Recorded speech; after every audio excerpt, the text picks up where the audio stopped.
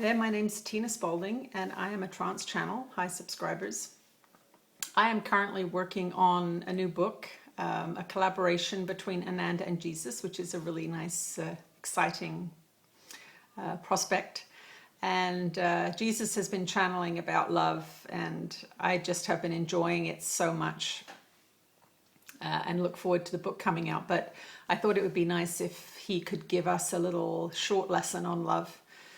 He seems to know a lot about it, and some of us don't, so I think that's a good idea. So I will take 2 or 3 breaths, and he will come through and give us a love lesson. I'll see you at the end of the session.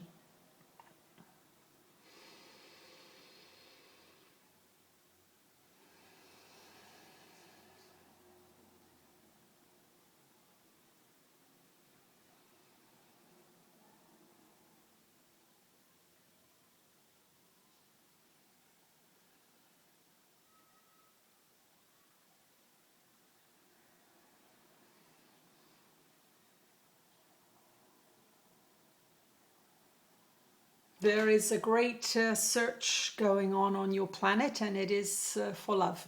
I am that one you know as Jesus, and that was my life's purpose, was to align with love when I was physically incarnated on your plane. I am no longer physically incarnated on your plane, but the experiences I had and the knowledge that I have come to understand as I have traveled through many, many different times and places and dimensions is very relevant to your quest on your earth plane at this time. Now, I was blessed in my lifetime to have a partner, and we had a most sacred sexual marriage. Yes, I was married, and yes, it was to marry. This is a great secret that is being let out of the bag, so to speak, a cat being let out of the bag. But it is good for you to know, because my story has been contaminated with untruths. And one of the untruths was that I was a celibate, unmarried person who was very solitary apart from my disciples. And that was not so. I was married and I had 2 children, and they were a great part of the joy that I experienced in that physical incarnation. The details of that story are in the book that was channeled through this being, and there will be more details coming in subsequent texts. But it's important for you to know that I had an earthly kind of love. I was not above that. And there is nothing sinful or shameful in having a physical love relationship with someone. But what we want you to know as you journey on this quest towards love, because you have come from love, you must go back to love. That is your driving imperative that you are feeling. You are feeling this need for love because that is your origin. That is your heart. That is the deepest part of you, is made of love, from love, for love. This is why you feel so terrible when you are unloving to people. When you are unloving to people, you plummet in frequency and you suffer. And this is what judgment does in the mind. Now, those of you who are on the search for the great love of your life, do not think that when you look at someone and judge them for being poor or ugly or fat or some detrimental quality that your ego decides is unacceptable, you do not think that that judgment keeps you away from your great love, but it does. Every time you hate, every time you judge, every time you accuse, you are separating yourself further and further from love. And how do you know you are doing this? Because you feel bad. When you attack someone, you feel bad. You feel separation from love, and you think it is what they're doing that is making you feel bad. But it is your judgment of what they are doing that is making them feel bad, and you are removing yourself from love. So if you want to have a great love of your life, and you are all potentially able to do that, as you raise your frequency, you access different probable futures. There is not only one destiny for you, there are structures within your plan, your life plan, that tend to stay the same. For example, if you are destined to get married and have children, that will happen regardless of where your frequency is. But if your frequency is low, you may have an unhappy marriage and unhealthy children with a bad relationship with you and their other parent. As you raise your frequency up, you are going to get a better version of that.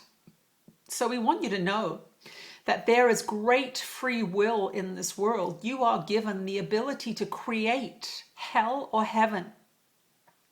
And that phrase, the kingdom of heaven is within you, is that phrase for a reason, because that is exactly where heaven is held.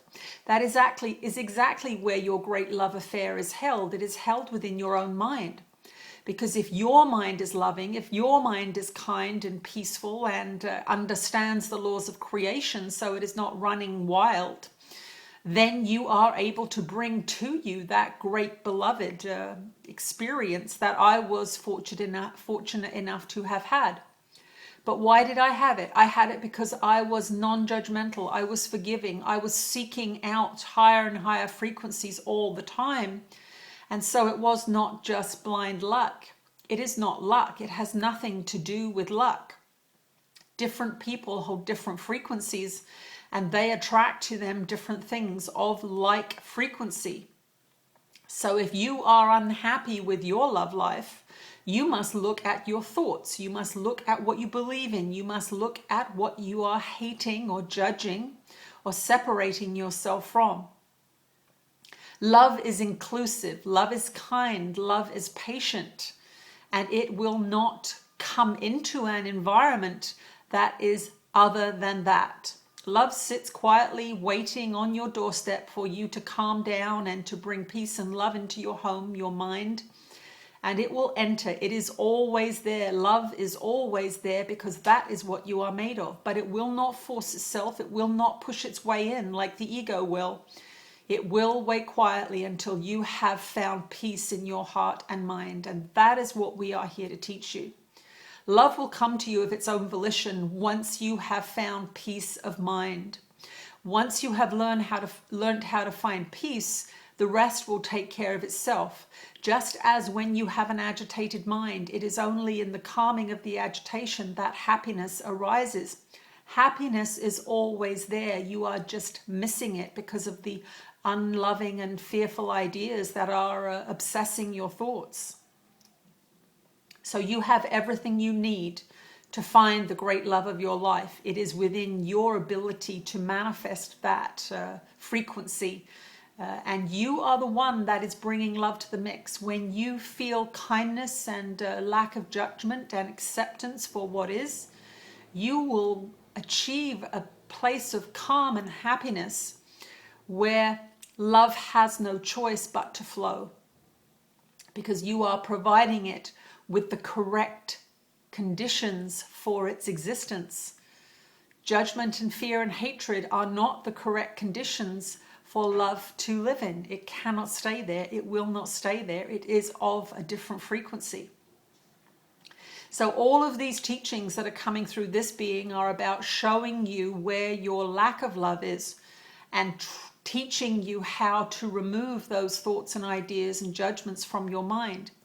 Now, you have had a long and intense training program to reinforce your fears, to reinforce your judgments, to reinforce your scarcity thinking, many, many things that are out of alignment with love.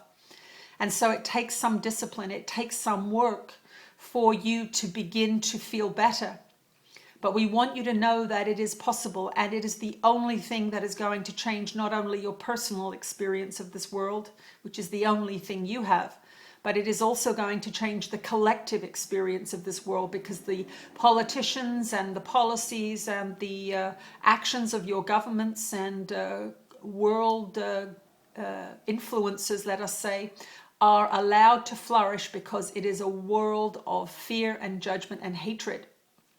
So when you participate in the fear and judgment and hatred, You provide a frequency that facilitates wars and arms deals and terrorist attacks, these kinds of things.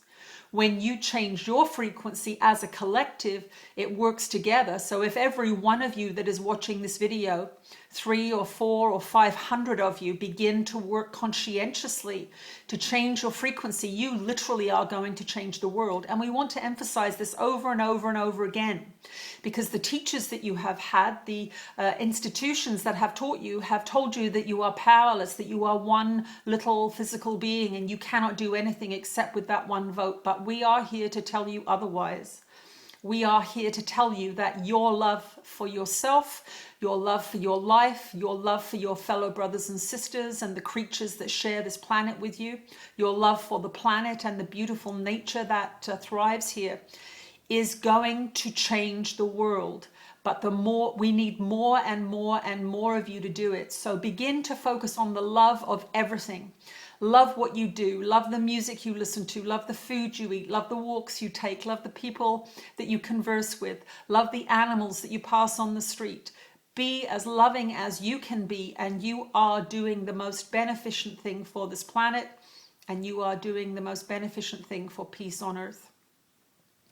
We are that one you know as Jesus, and we are here to motivate you, we are here to focus you, and we are here to get you looking in the right direction. Stop looking at your televisions and the terrorist attacks and the fears, and start looking at the beauty around you and within you.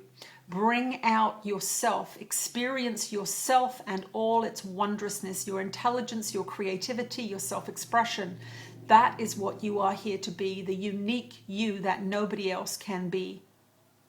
We will speak to you again at another time.